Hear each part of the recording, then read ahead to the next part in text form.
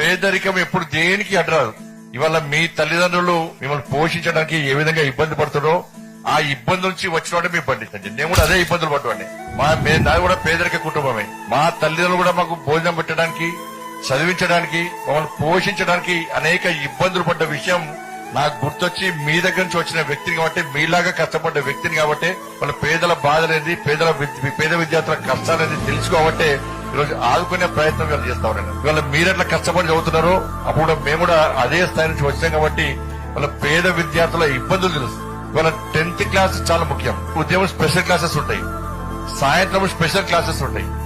మనం పాఠశాలకు ఆటోల్లో పోలేని పరిస్థితి కాబట్టి ఉదయం క్లాసులకు వెళ్ళాలంటే లేట్ అయిపోతాం, క్లాస్ మిస్ అవుతాయి. ఈవినింగ్ ఇంటికి రావాలంటే చీకటి అనేది చాలా ఇబ్బంది వస్తుంది.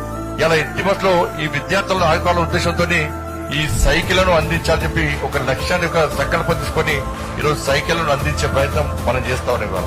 దీని ద్వారా వచ్చే సంవత్సరం ఇంకా అడ్మిషన్స్ పెరిగే అవకాశం ఉంటుంది.